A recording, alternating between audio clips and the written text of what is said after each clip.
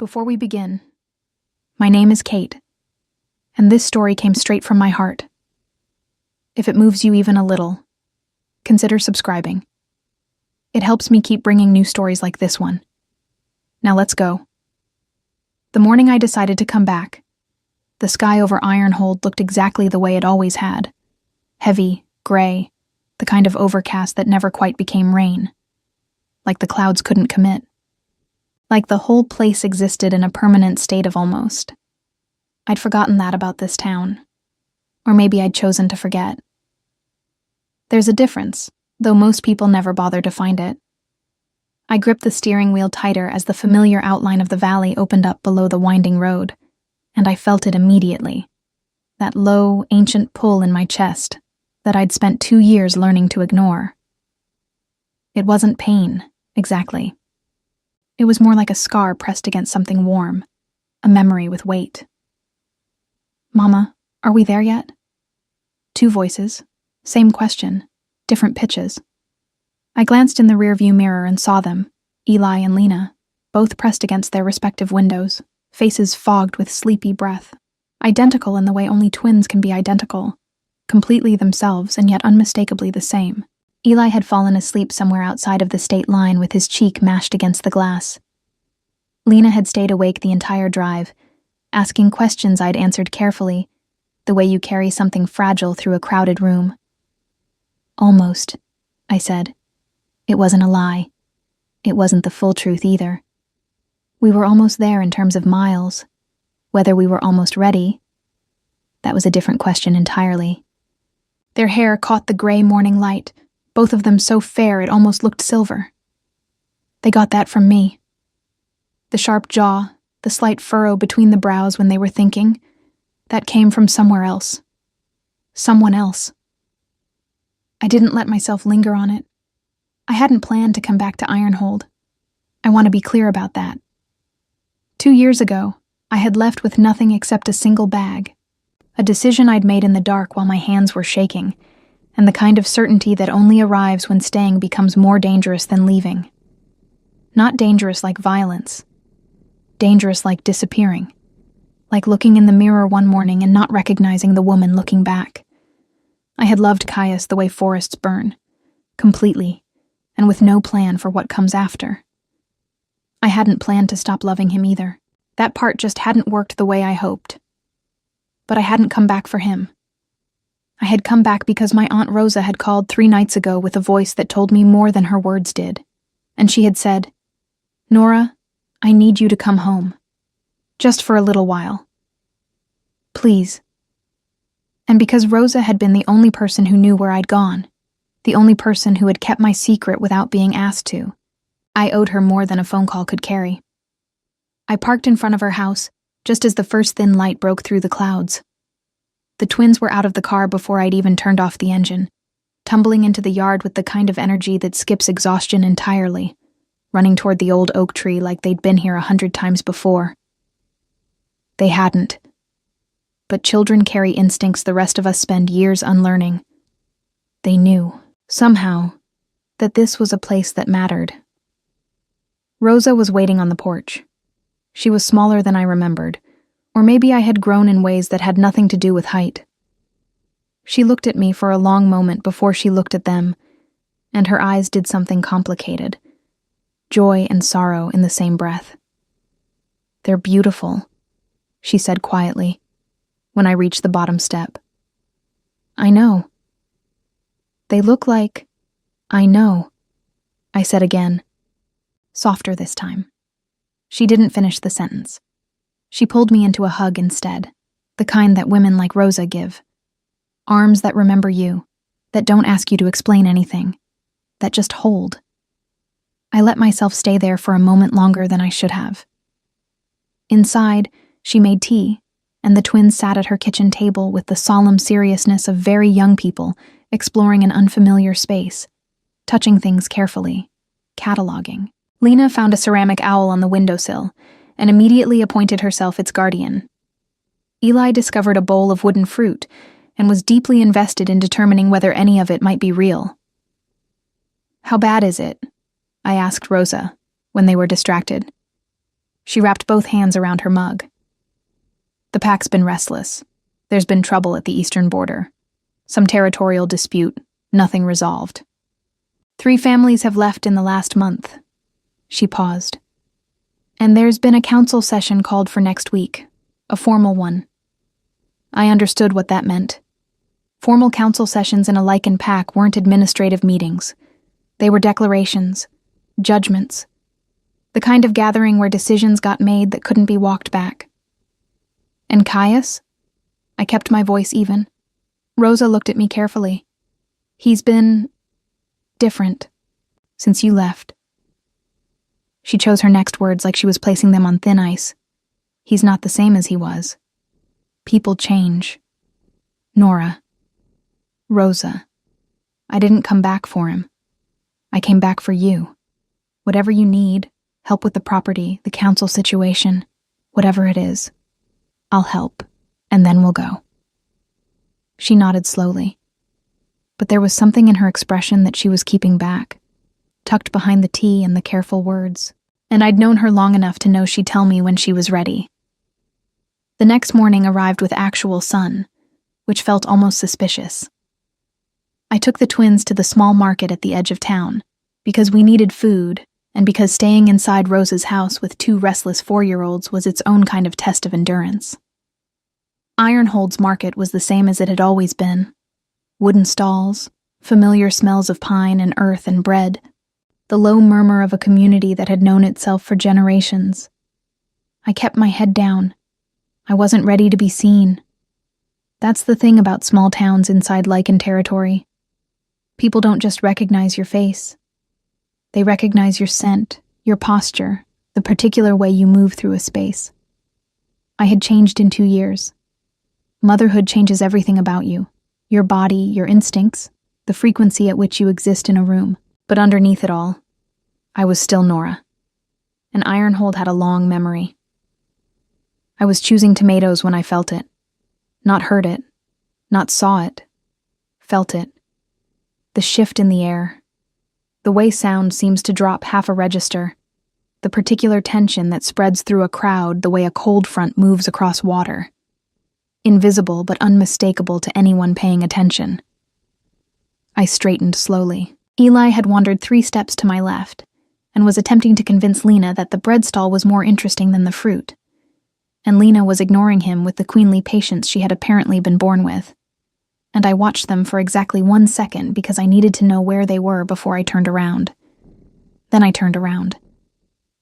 He was standing at the far end of the market lane, maybe 40 feet away, speaking to someone I didn't recognize, a younger pack member, broad-shouldered, deferential in posture. Caius wasn't looking at me. He was looking at the papers in the other man's hand, head slightly bowed, jaw tight, the same concentrated stillness I had once spent whole afternoons memorizing. He was broader than I remembered. The 2 years had carved something harder into him, something that had settled permanently around his eyes and the set of his shoulders. He wore no crown, no formal marker of the Alpha King's status, but he didn't need one. Power like his didn't require announcement. It lived in the space around him. Someone nearby shifted, turned. A woman I half recognized murmured something to the person beside her. Eyes began moving the way eyes in a small town do. Quietly, and everywhere at once. I looked back at the twins. Lena had given up on the fruit and taken Eli's hand, and they were standing together now, both of them looking up at me with identical expressions of mild inquiry, waiting to see what I would do next. The calculation happened in me in less than a second, the way certain calculations do when the stakes are high enough that your body bypasses thought entirely and goes straight to the answer. He hasn't seen them yet. He will.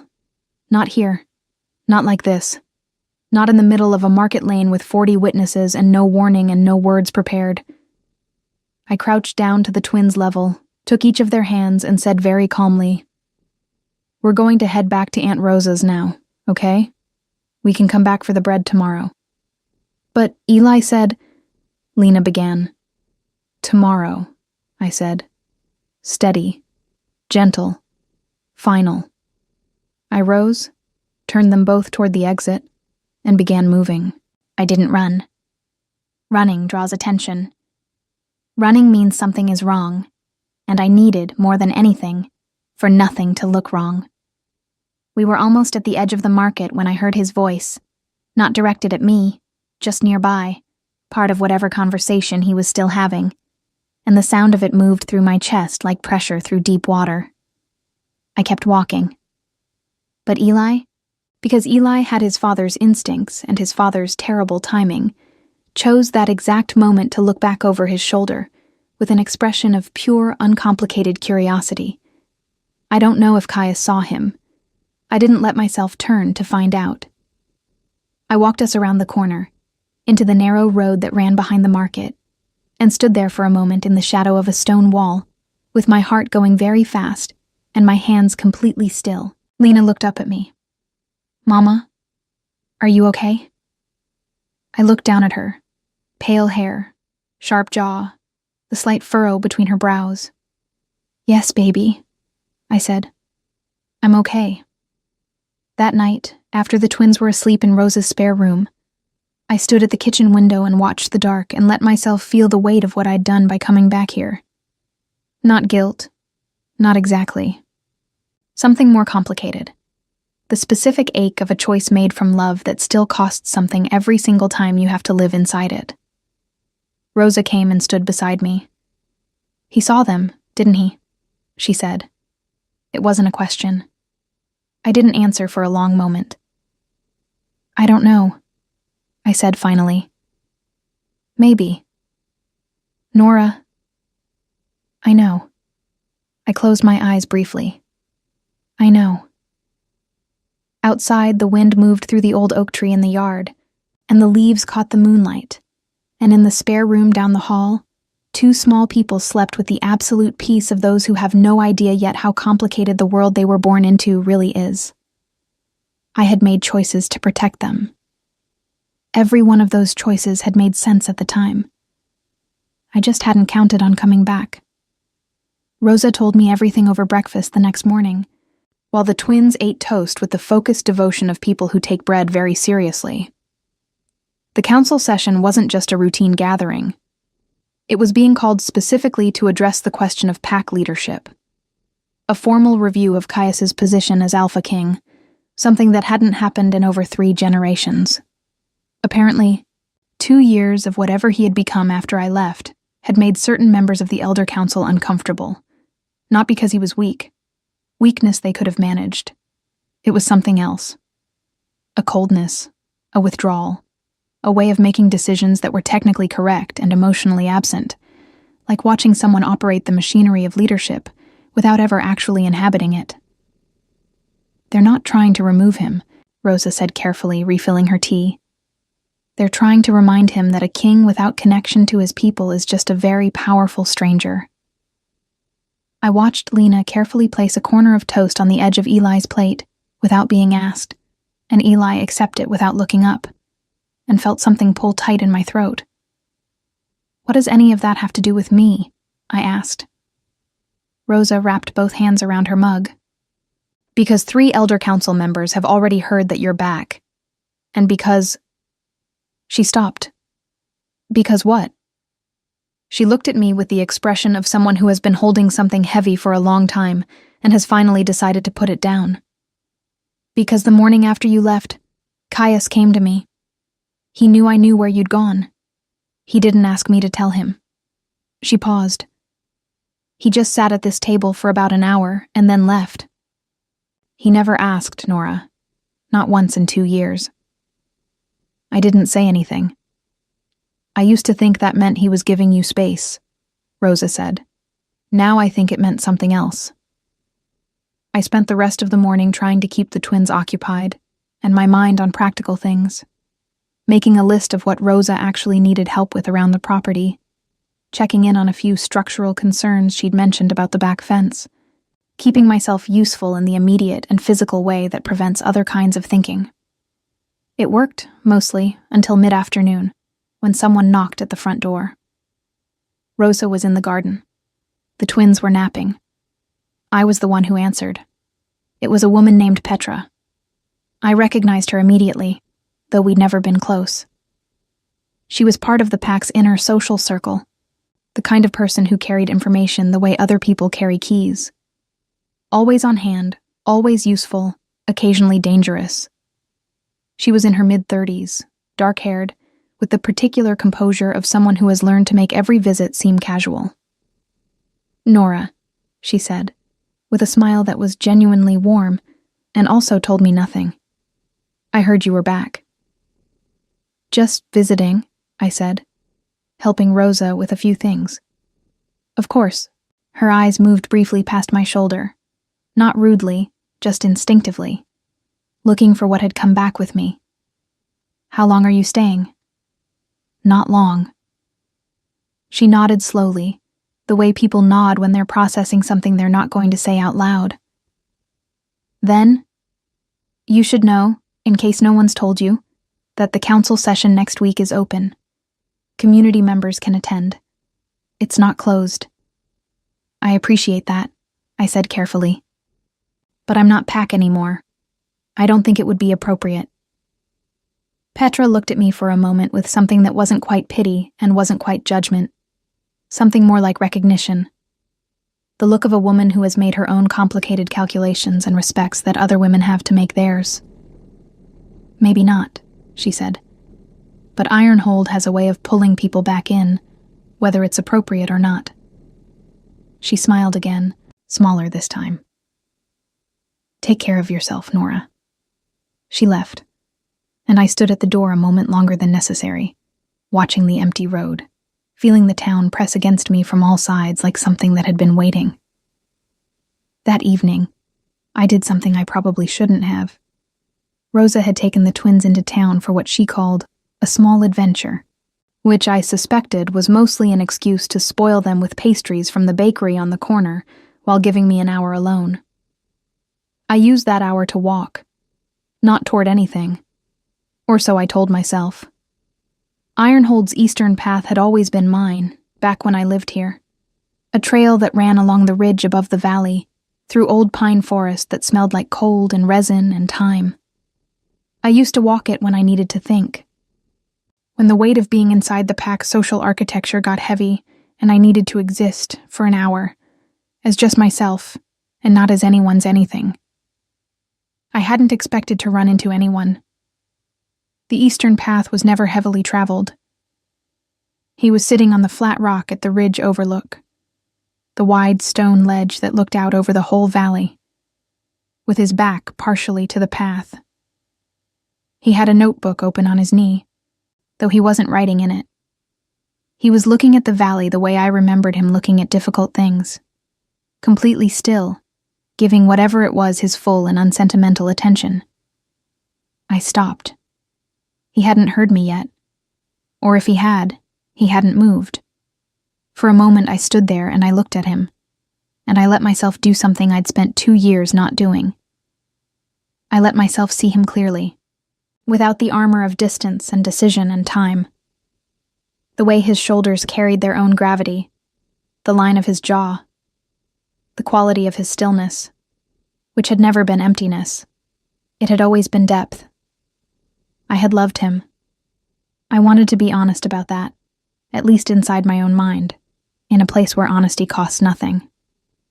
I had loved him the way you love something that is partly good and partly overwhelming and entirely real. And then I had left, because loving something overwhelming is not the same as being able to survive it. He turned. I don't know if he heard a sound or simply felt the shift the way our kind feel shifts. That low-frequency awareness that bypasses the ordinary senses. But he turned, and his eyes found me, and for one unguarded second, something moved through his expression that he couldn't control. It was gone almost immediately, replaced by the composure I recognized. The careful, contained version of himself he'd learned to wear like armor, or maybe that he'd always worn, and I'd only sometimes seen beneath it. "Nora," he said. My name in his voice. Still the same. After everything, still exactly the same. "I wasn't trying to," I started. "I know," he said. "This was always your path." There was no accusation in it. That almost made it harder. I should have turned around. Every reasonable part of me knew I should have turned around. Instead, I walked to the edge of the ridge and stood about 6 feet away from him and looked out at the valley. Because looking at the valley was easier than looking at him, and also easier than retreating. Rosa told me about the council session, I said, because saying something practical felt safer than silence. It's administrative, he said. That's not what I heard. A pause. What did you hear? I considered how much to say. That people are concerned, that you've been, I don't know the exact word. Absent, maybe, in ways that matter. He was quiet for a moment. That's accurate. The honesty of it surprised me, even though it shouldn't have. Caius had always been honest. It was one of the things that made him difficult. He didn't perform. He didn't manage impressions. He just said the thing, even when the thing was uncomfortable. Are you going to address it? I asked. I'm working on it. I nodded. I was going to leave it there.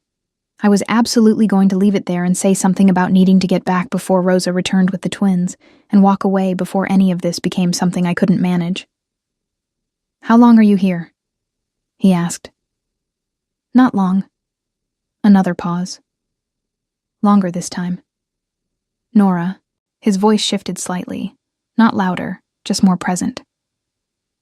I saw them, at the market. The valley spread out below us, green and gray and ancient, completely indifferent to the specific disaster currently occurring on the ridge above it. I kept my eyes on the horizon. I know, I said quietly. They look... He stopped. Started again. How old are they? My hands were very still at my sides. 4. The silence that followed had a particular texture. Not empty. Full of everything neither of us was saying. Everything that the number 4 implied and calculated and confirmed. Everything that had just permanently changed the shape of whatever conversation we were going to have. I see, he said finally. 2 words. Measured. And underneath them, something I recognized because I'd heard it before in him, in other contexts. Not anger, but the controlled precursor to something that hadn't decided yet what it would become. Caius. Not here, he said quietly. Not like this.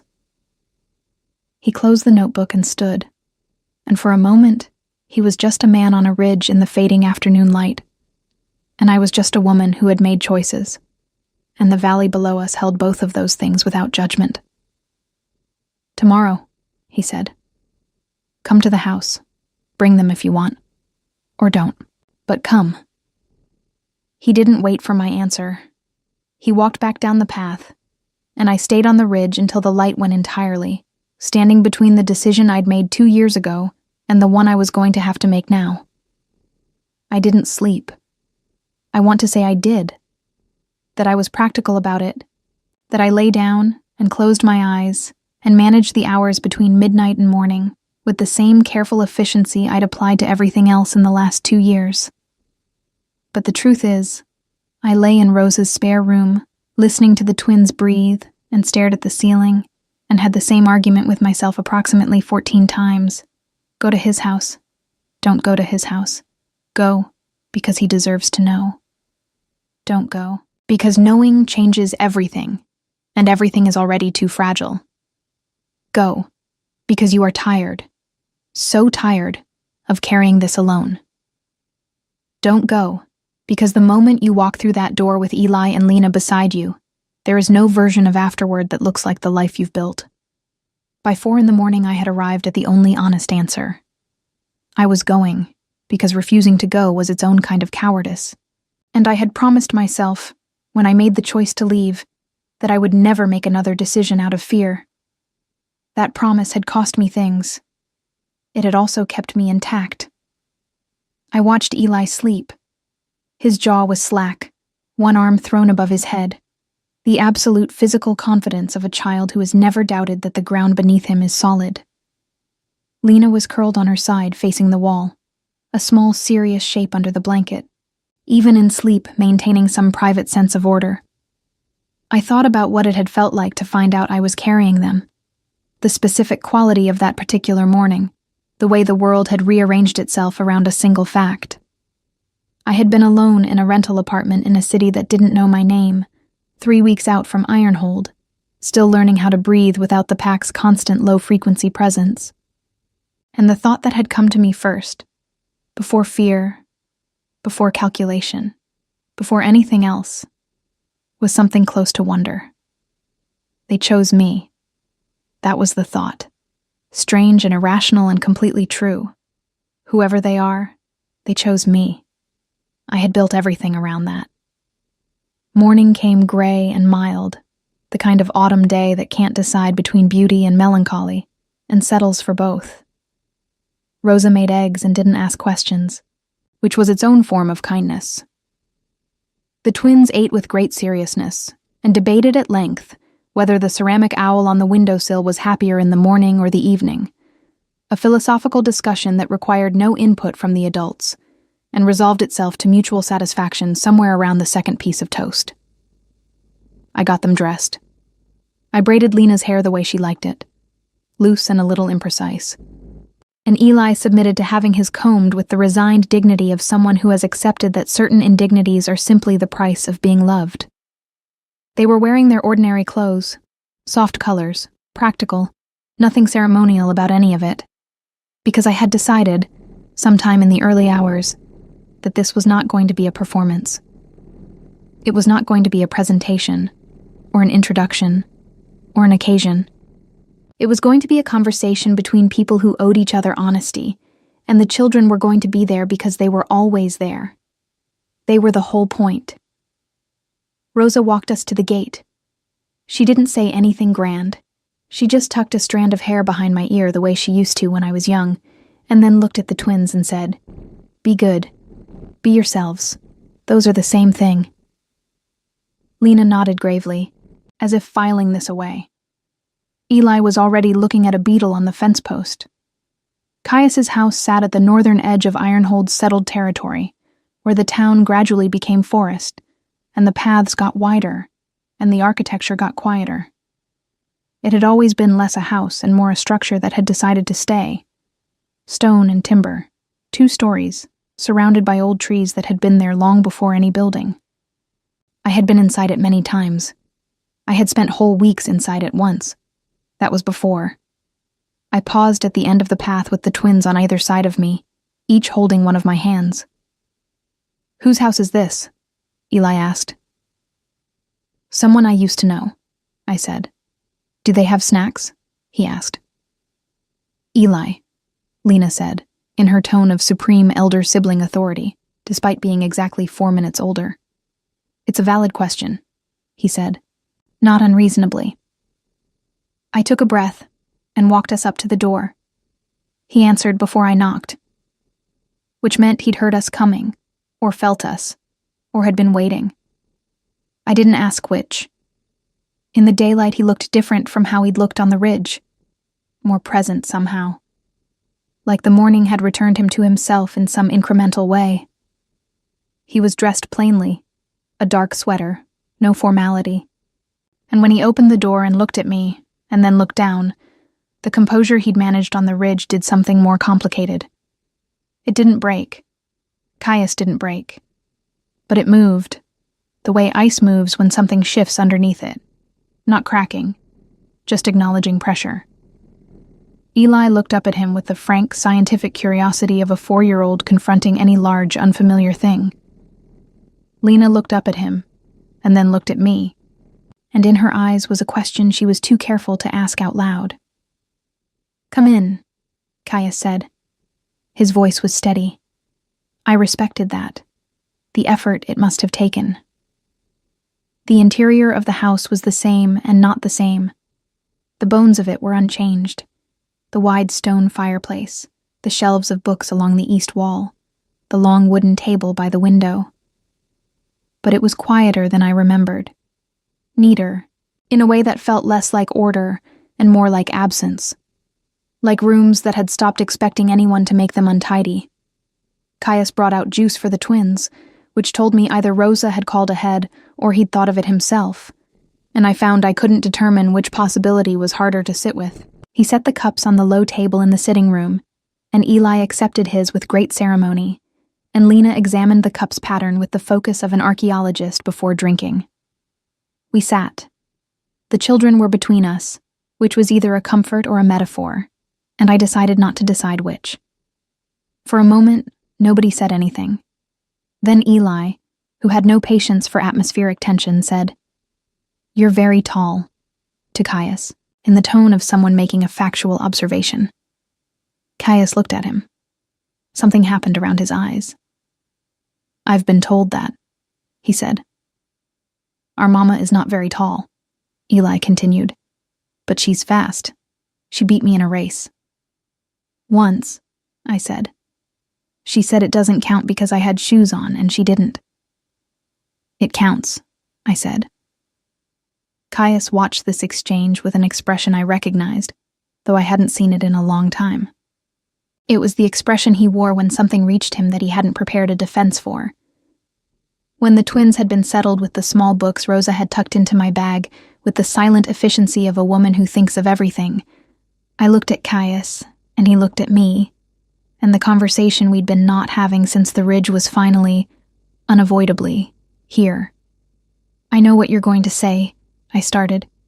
"You don't," he said. Quiet. Not unkind. I waited. "I was going to ask," he said carefully, "if they're healthy, if they're happy." He glanced toward the low table where Lena was reading with the upright posture of someone taking their literary responsibilities seriously.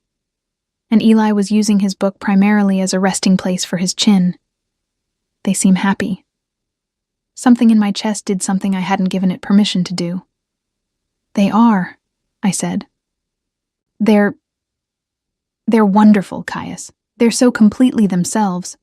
Lena has this calm that I don't know where it came from, and Eli is..." I stopped. "He asks good questions," Caius said. "He never stops," I said. "From the moment he wakes up."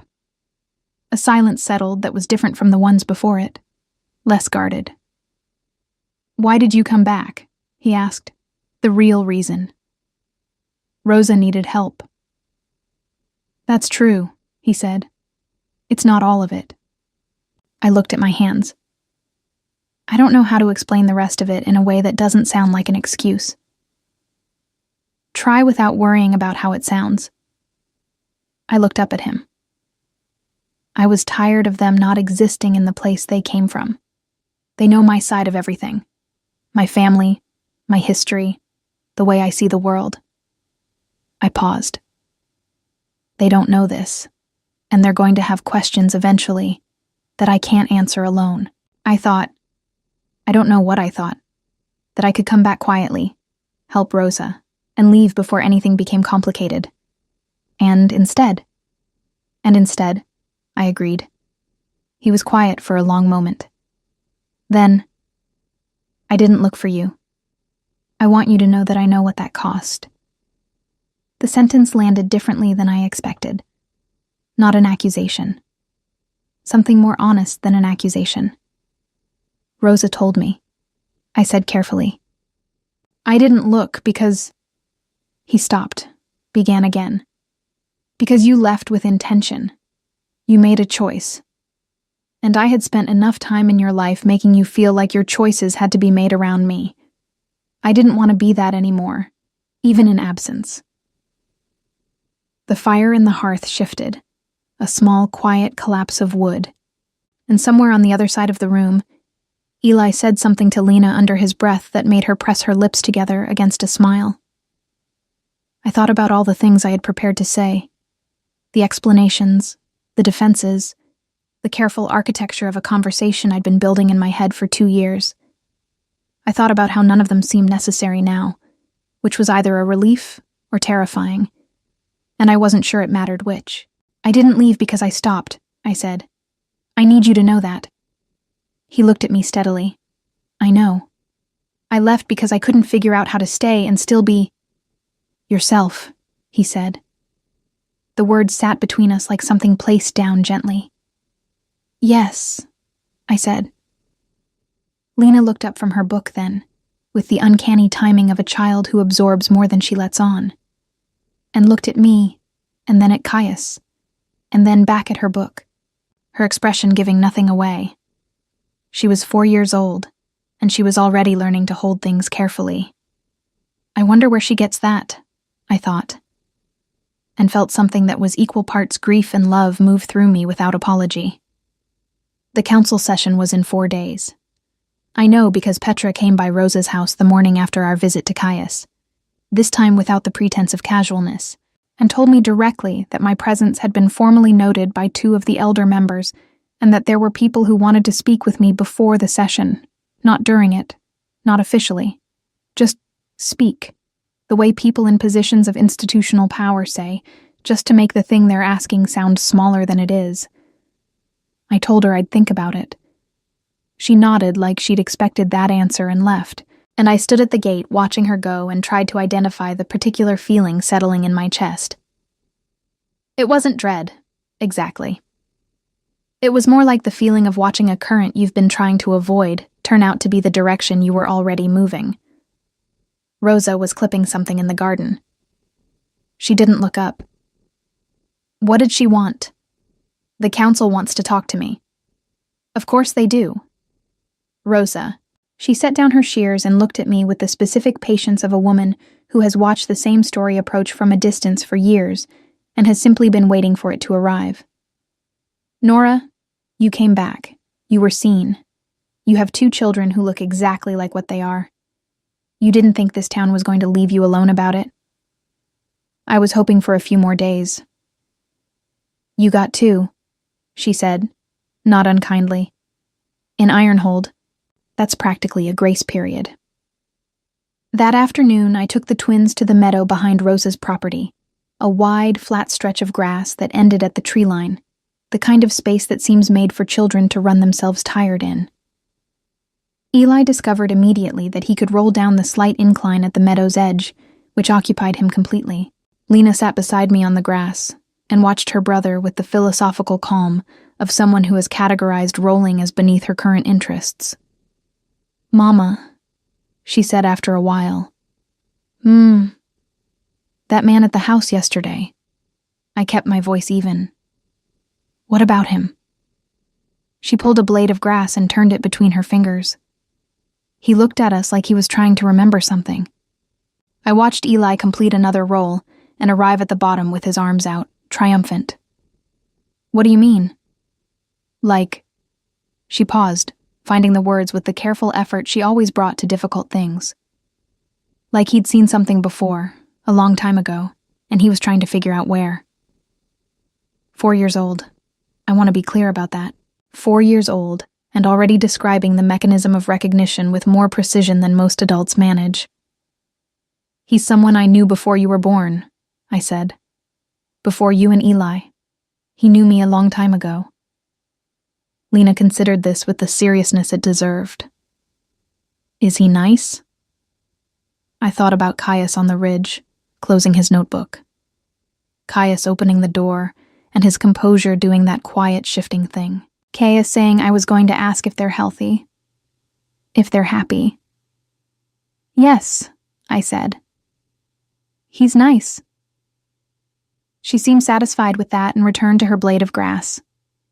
Eli crested the incline again, grass-stained and elated, and announced that he had decided rolling was his best skill, and he intended to practice it professionally.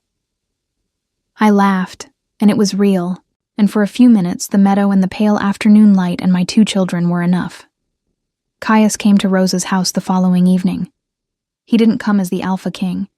He came the way people come when they want to make clear they are arriving as themselves, simply without entourage, at the ordinary hour of just after dinner, when the light goes golden and the day loses its formality. Rosa let him in with the expression of a woman who had been expecting this and had opinions she was keeping to herself. The twins were still awake, which was their natural condition at that hour, regardless of any adult's wishes on the subject. Eli was building something architectural with the wooden fruit from the bowl, a project of great structural ambition. Lena was drawing at the kitchen table, her tongue pressed slightly between her teeth in concentration. Caius stopped in the kitchen doorway and took in the scene with the particular stillness he brought to things that required his full attention. Eli looked up. "You came back," he said with satisfaction, as if he'd predicted this. "I did," Caius said. "Do you want to help? I'm building a tower, but the apple keeps rolling." "Eli," Lena said, without looking up from her drawing. "Apples are round. They roll. That's their nature." "I know that," Eli said. "I'm working with it." Something in Caius's expression moved quietly, the way light changes in a room when a cloud shifts outside. He sat down on the floor beside Eli. Not in a chair, not at a polite adult distance. On the floor, with the careful lowering of a large person making themselves smaller on purpose, and picked up the wooden apple and turned it in his hands and said, "What if we give it a base?" Eli stared at him with the expression of someone encountering a genuinely new idea. "Like a platform?" "Like a platform." They worked on this together with the focused seriousness of a genuine engineering collaboration, and I stood in the doorway and did not trust myself to speak, so I didn't. Rosa came and stood beside me. She didn't say anything either. We just watched. Lena finished her drawing and slid it across the table toward Caius without comment. He picked it up and looked at it. It was 4 figures, rough, the way children draw, but clear in its intent. Too tall, too small. He looked at Lena. "Is this us?" She looked at him with her clear, calm eyes. "It might be," she said, in the tone of someone leaving the door open. After the twins were finally, reluctantly asleep, Caius and I sat on Rosa's back porch in the dark, with tea going cold between our hands and the tree line black against the sky, and we talked. Really talked, the way we hadn't managed yet. Without the guarding, without the architecture. He told me about the 2 years.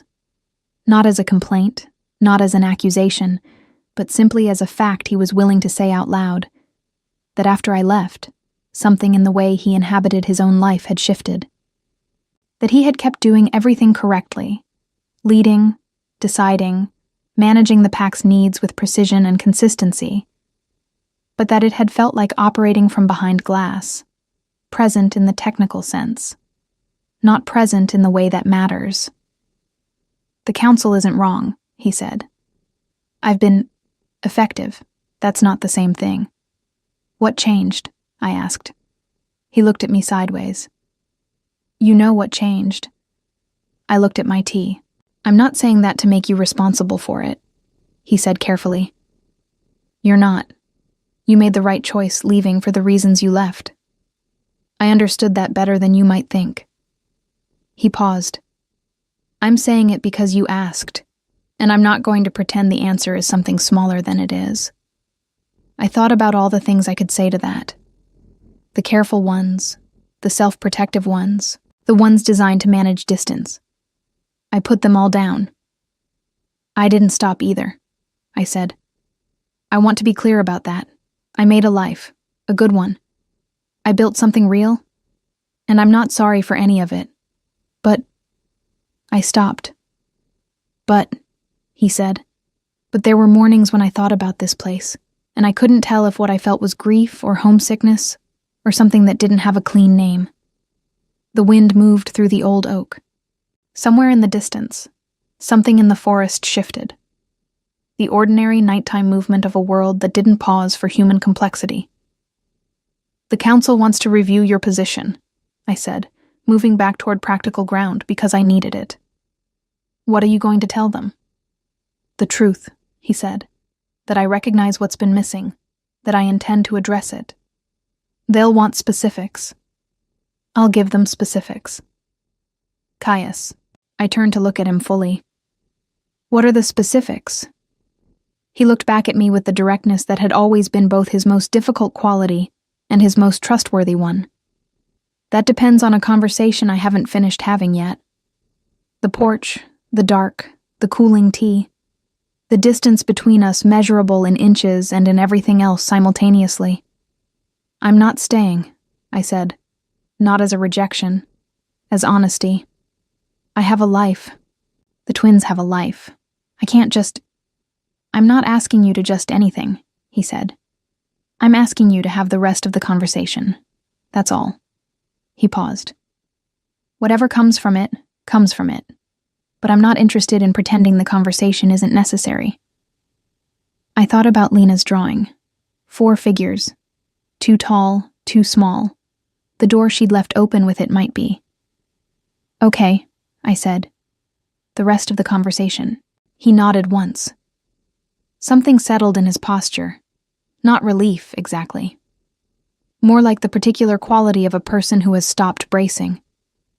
We sat there a while longer, not filling the silence, letting it be what it was. It had stopped being an absence and become something else. A space that held both of us without requiring either of us to be smaller than we were. The next morning, I went to speak with the council members, not because Petra had asked me to, because I had decided, somewhere in the night, that coming back to Ironhold and staying on its edges was its own kind of dishonesty. I had history here. My children had origins here. And the pack was in a fragile moment that I didn't cause and couldn't fix, but that I could, at least, speak honestly inside of. Elder Marin received me in the council hall's antechamber, a woman in her 60s with white hair and the kind of gaze that has stopped being impressed by most things. She looked at me for a long moment when I sat down. "You're not what I expected," she said. "What did you expect?" Someone more apologetic. She folded her hands on the table. Or more defensive. People usually arrive here as one or the other. "I'm neither," I said. "I left because I needed to. I came back because someone I love needed help. What happens next?" I paused. "I'm still figuring that out." She studied me. "And the children." "Are mine," I said. "First and completely. No one disputes that." She tilted her head slightly. "What do you think this pack needs, Nora? You were inside it. You saw it clearly, probably more clearly than many who stayed." The question surprised me with its directness. I took a moment with it. "It needs its king to be present," I said. "Not performing presence. Actually in it. Knowing his people not as a category to be managed, but as individuals with weight." I paused. "He knows how to do that. He did it before. He just needs a reason to come back to it." Elder Marin looked at me for a long time. "That's an honest answer," she said. "I told you I wasn't apologetic," I said. The ghost of something crossed her face that might, in another woman, have been a smile. The council session was held on a Thursday morning, when the sky had finally made up its mind and turned genuinely clear. The kind of autumn blue that feels like an apology for all the gray that came before it. Ironhold's gathering hall was a wide stone building at the center of town that served, on ordinary days, as a meeting place and community space, and on days like this one, as something closer to a courtroom without the pretense of neutrality. I had not planned to attend. Then I woke up at 6 a.m. and looked at the ceiling for approximately 40 seconds and accepted that I was going. Rosa watched me get dressed without comment, which was its own form of support. The twins were still asleep. I had arranged with Petra, who had turned out to be more genuinely useful than her first impression suggested, to have a neighbor sit with them for the morning. Lena had accepted this news with measured tolerance. Eli had requested that whoever stayed with them be willing to discuss the engineering properties of round objects. Petra had assured me this could be arranged. The hall was full when I arrived. Not packed with chaos, but full in the way of a community that understands something significant is happening and has chosen to be present for it. Pack members filled the benches in quiet rows, and the Elder Council sat at the long table at the front. 5 of them, Elder Marin at the center, the others arranged on either side with the composed attention of people who have agreed to take the morning seriously. Caius was already there. He stood at the front of the room, not seated, not performing ease, just present, in the way I'd told Elder Marin he was capable of, actually inside the room, rather than administering it from a distance. He was wearing dark clothes, nothing ceremonial, and when I came through the door at the back of the hall, he didn't turn. But something in the set of his shoulders told me he knew. I found a seat near the back, beside a woman I half recognized who moved her bag without being asked, and offered me a small nod that communicated both welcome and discretion. I appreciated it. The session began with the formal business, the elder council presenting their concerns in measured, precise language that managed to be direct without being cruel. They spoke about leadership presence, about the pack's recent instability, about 3 families who had left, and what that departure represented. They asked questions. Caius answered them. What struck me, watching from the back, was how different he was from the version of himself I'd been carrying in memory. Not different in character. He was still that same essential person. But there was something unlocked in him that hadn't been there on the ridge, or even on Rosa's porch. Like the conversations of the last few days had returned him to himself in some way that was now visible. He spoke about the last 2 years with the honesty I'd come to expect from him, acknowledging what hadn't been working, naming it without defensiveness, taking responsibility without theater. He spoke about what the pack meant to him, not in the abstracted language of duty and obligation, but in specific terms, people's names, particular moments, the things that had mattered before and still did. I watched the room shift as he spoke. Not dramatically, just the small physical adjustments that happen when people stop waiting to hear what they fear and start hearing something else instead. Elder Marin asked him midway through, "What has changed, Caius? Specifically, what is different now from 3 months ago that gives this council reason to believe the next year will look different from the last 2? The hall was very quiet. Caius was quiet for a moment, too. Not searching for an answer, considering how to give the honest one. "I've been reminded," he said finally, "of what it feels like to be known. Not assessed, not evaluated." He paused. Known. And I'd forgotten how much that is the thing that makes everything else possible. The leading, the deciding, the showing up for people, all of it requires being present in yourself first. I had stopped being present in myself. Another pause. I'm not stopped anymore. The room held that for a moment.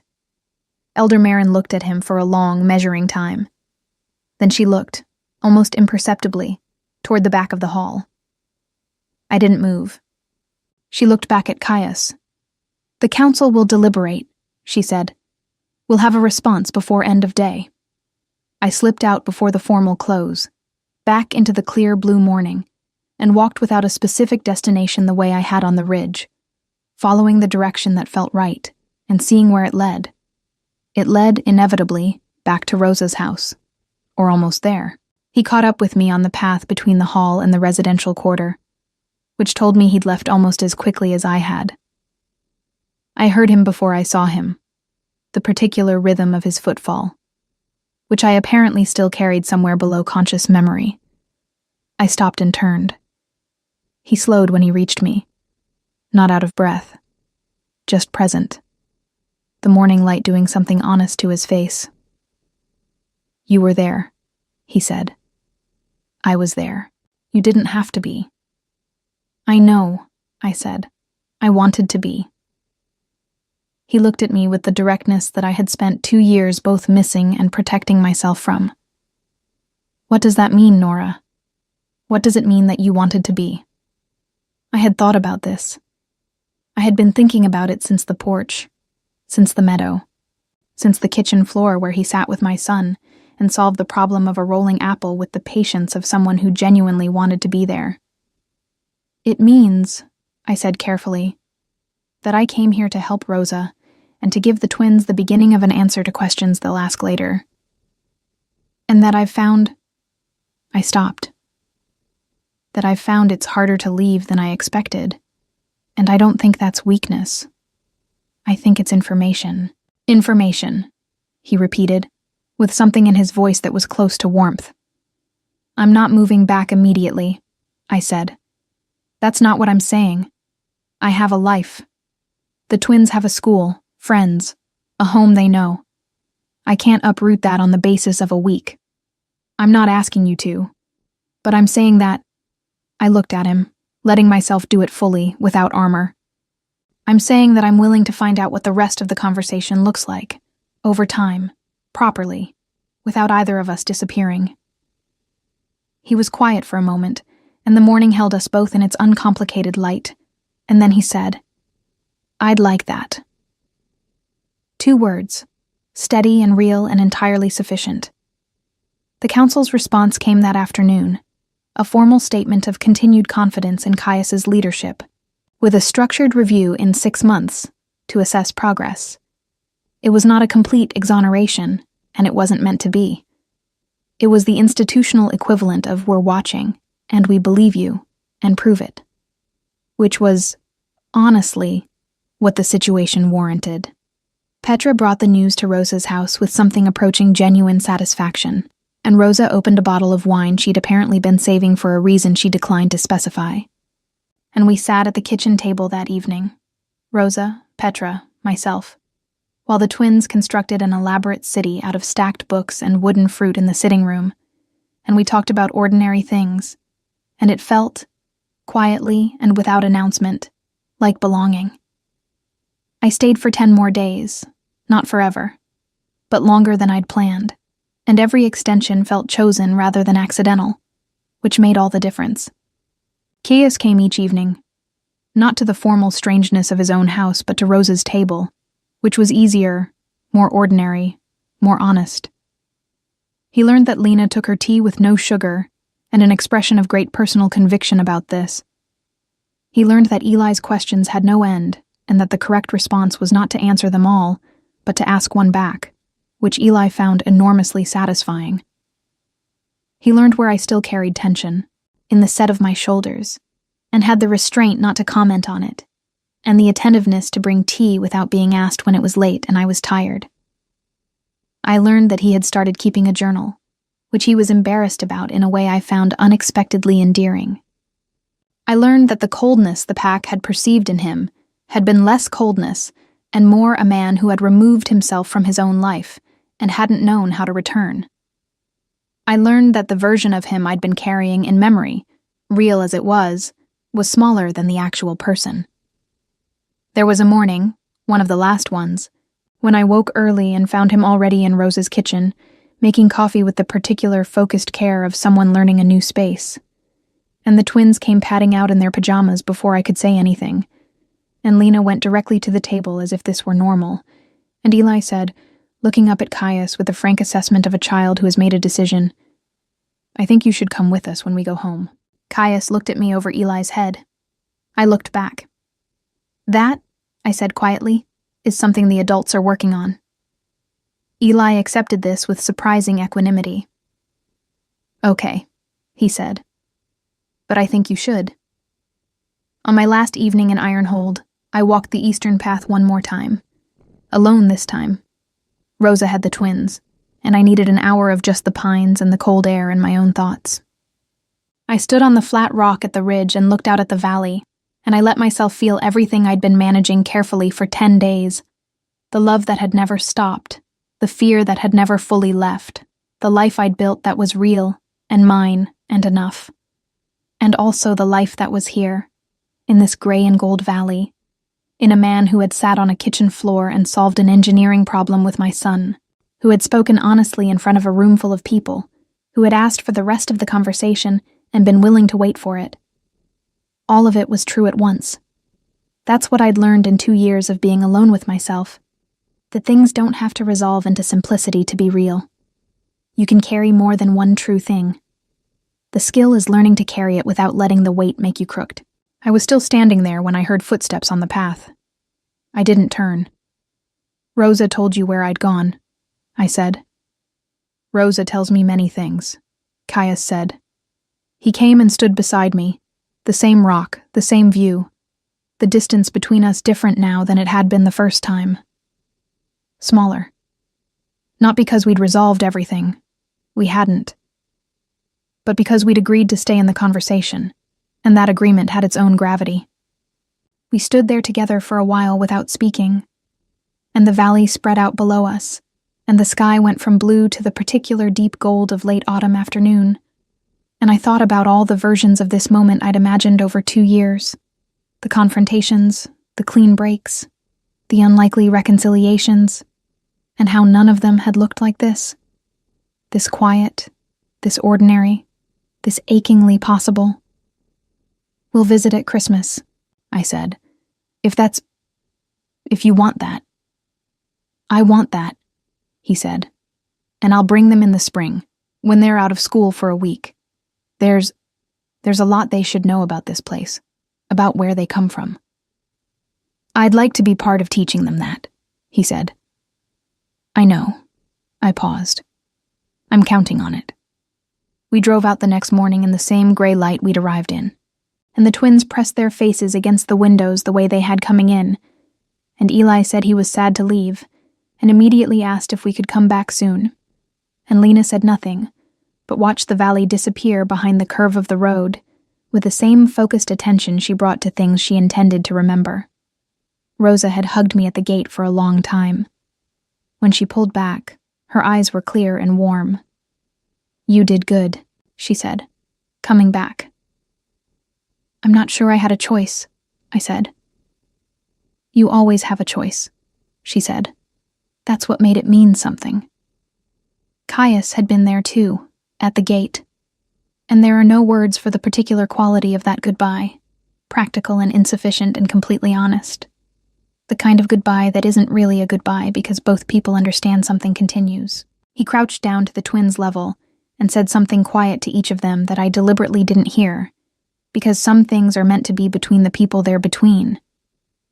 Eli hugged him. Sudden, complete, the unself-conscious generosity of a child who has decided someone is worth it. Caius went very still, and then his arms came up, careful and sure, and he held on. Lena watched this, and then she stepped forward and placed her small hand briefly on Caius's arm, which was, from Lena, the equivalent of a declaration. 3 months later, Caius came to us for Christmas. He arrived at our door in the city with the slightly uncomfortable air of a large person navigating an unfamiliar space, and Eli pulled him inside with the proprietary confidence of someone showing a friend around a place he loves, and Lena presented him with the ceramic owl she had brought from Rosa's house, which she had apparently decided he needed more than she did. He set it on the windowsill. It looked right there. That spring, we went back to Ironhold for a week, and the valley was green in a way the autumn hadn't shown us, and the twins ran in the meadow and learned the names of trees from Rosa and asked Caius, with great seriousness, to explain what an Alpha King actually does.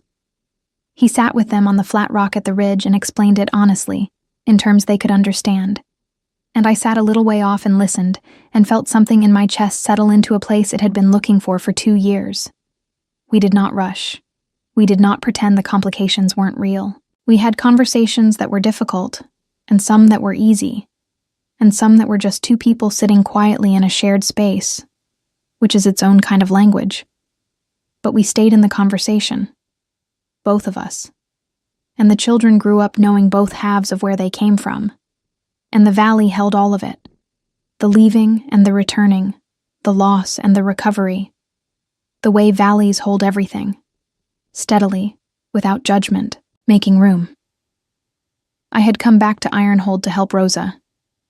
I was not wrong that I came back for that. But I had also come back because some part of me had always known that the life I'd built, as real and good as it was, had a shape with a space in it. Not a wound, not an absence, more like the outline of a door. I had just needed to finally be ready to open it, and I was. We were. That was enough. That was everything.